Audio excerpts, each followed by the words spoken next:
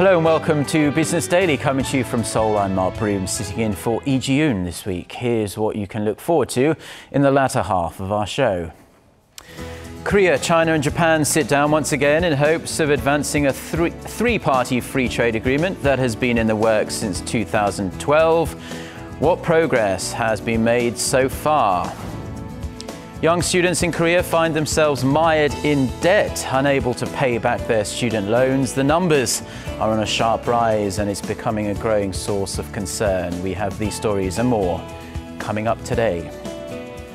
The International Monetary Fund has further cut Korea's growth forecast for this year to 3.1%, down 0.2 of a percentage point from its projection last month.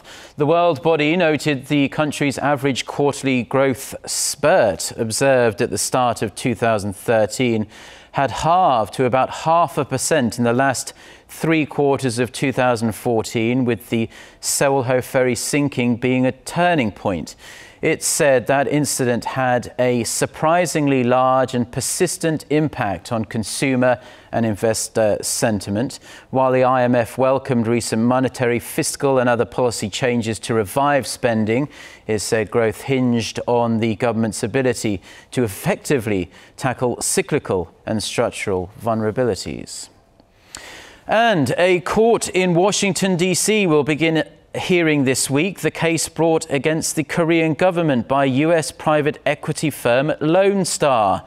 It's the largest of a series of legal battles that have ensued involving the investment company's purchase of a controlling stake in Korea Exchange Bank in 2003 and its following sell-off. Lone Star is demanding nearly $4.7 billion in damages for lost profits and tax disputes, claiming it was forced to sell its stake for a much lower price in 2012 to Hana Financial Group due to a delay by the government. The government rejects those claims, saying there were ongoing legal issues and that it acted according to domestic law and international regulations. Now, the burden of debt is increasingly extending to young people here in Korea who attend universities on borrowed money. In fact, the number of student loan takers who did not meet their payment deadlines has jumped 60% in just 3 years. Eunice Kim has this report. Buzzwords commonly used these days by young people to describe their peers. 장미족, overqualified and unemployed. 오포세대, a generation that's given up on 5 things: dating, marriage, childbirth, having a social life, and owning their own homes. And then there's 청년실신, literally young and passed out, but also short for young people who become delinquent borrowers after graduation. Not just neology, it's reality for a growing number of young people in the country. According to the Korea Institute of Finance, or KIF, both the number of student loan holders and the sums they take on have climbed in the 4 years since the state-run Korea Student Aid Foundation took off. And so has the number of borrowers who are behind on their repayments for more than 6 months. A 60% hike between the end of 2010 and the end of 2013. The report comes as many young people are struggling to nab jobs. According to latest figures from Statistics Korea, this past month was the worst April on record for job seekers under the age of 30 since records were kept in 1999, their jobless rate coming in at 10.2% compared to the 3.9% for the general populace. Researchers from the KIF caution the high delinquency rates have the potential to become a significant risk for the nation as a whole if left unchecked. Also pointing to the low ratio of borrowers from low-income households who were paying back their student loans post-graduation, 68% between 2010 and 2013, they called for stricter allocation guidelines and for more financial management education for young borrowers. Eunice Kim, Business Daily.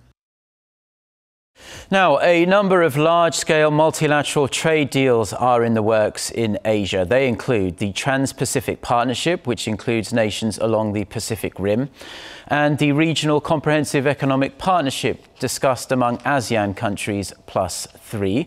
Those so-called +3 nations, Korea, China and Japan, have also been working on a trilateral deal of their own, and another round of negotiations recently took place here in Seoul. We'll learn more about that in just a moment, but first, let's take a look at this report. With the growing economic power of countries in Asia comes a broader movement of integration to bring together the region's economies through mega free trade agreements. One of them is the Free Trade Pact being discussed among Korea, China and Japan, which kicked off negotiations back in November of 2012. The goal is to create an institutionalized foundation of economic cooperation for the three neighboring countries.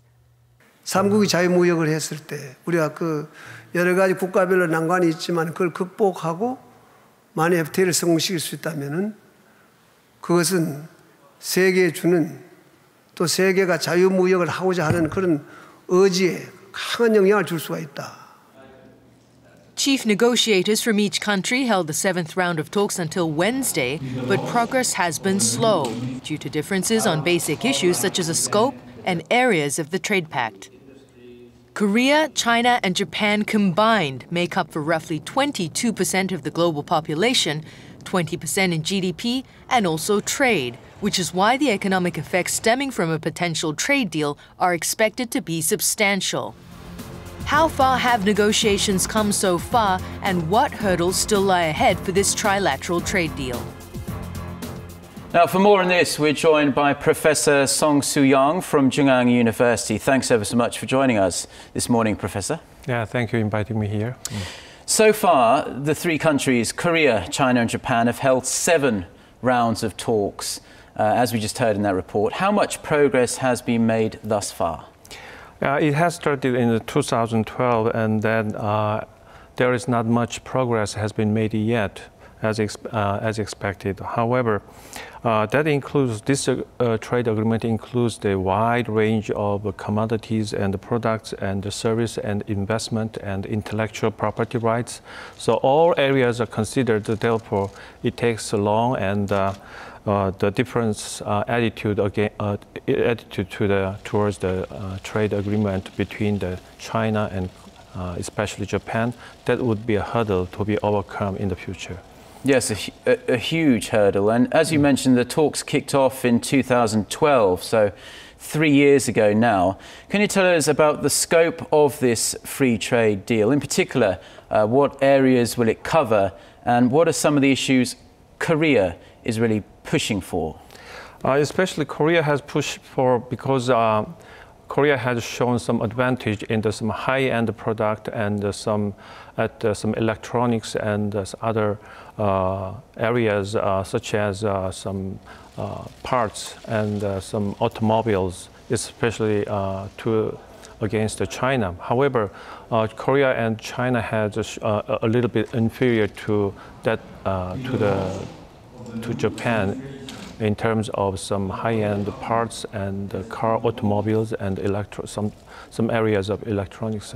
So that is a very important scope of this free trade deal. And Korea is, so once it is accomplished between China and Japan and Korea, Korea would like to make some role of linchpin to link those two two countries, China and Japan. So Korea is expected to carry out some bridging role between the two big economic powers. Well, there are obviously very complex economic issues to iron out, notwithstanding the historical and territorial issues between all three countries. And this trilateral deal has understandably been called a mega free trade pact in the sense that the effects are going to be significant on Asia as a whole, really. How do you expect it to help, though, Korea's economy? Yeah, actually, including Korea, China, and Japan, they account for 22% of the world global population, and account for 20% of GDP and almost 20% of the trade. So if this trade pact or agreement is achieved, that would be a very great effect on the Korean economy as well as Japanese and Chinese economy, because usually free trade agreement is aimed to enhance and increase the trade among the participating member countries. So that is then those countries who participate in agreement, they offered some preferential rule of origins, and that could enhance the trade among those countries. So to that regard, it could increase the welfare and also economic growth. So that would be a very great opportunity for Korea. Certainly something that Korea will be looking for is to expand the rate of its economic growth in these rather sluggish economic times here in Korea. One last question before we go, though. So Korea and China have already initialed an FTA of their own, a bilateral FTA. That's right. They just need to officially sign this pact now. If the three-way deal does materialize, how is this going to influence the bilateral agreement Seoul has with Beijing and Tokyo? It depends on the degree of the scope of the free trade agreement, because TPP especially, that is proposed by the United States, and several countries, including the Pacific area, participate in. And now I know that Korea is considering participating in TPP. And also there is another mega free trade agreement is ongoing process is RCEP, Regional Comprehensive Economic Partnership. But that is that does not show any much progress. So depending upon the situation, degree of the freedom and openness of the free trade agreement, then it could end up with some kind of increased administrative costs and other expenses. Then that is called spaghetti bowl effect, proposed by the Jagdish Bhagwati in several years ago. And so that would be maybe a hurdle we should overcome. Then once it overcome, then we could accomplish very good opportunity and economic prosperity among the regions. Well, Professor Song, thank you ever so much for your insights. A long way to go, but we hope to see some updates in the future. Thanks for joining us today. My pleasure. Well, that does it for now. We'll be back for more tomorrow at the same time. Thanks as always for watching, and goodbye.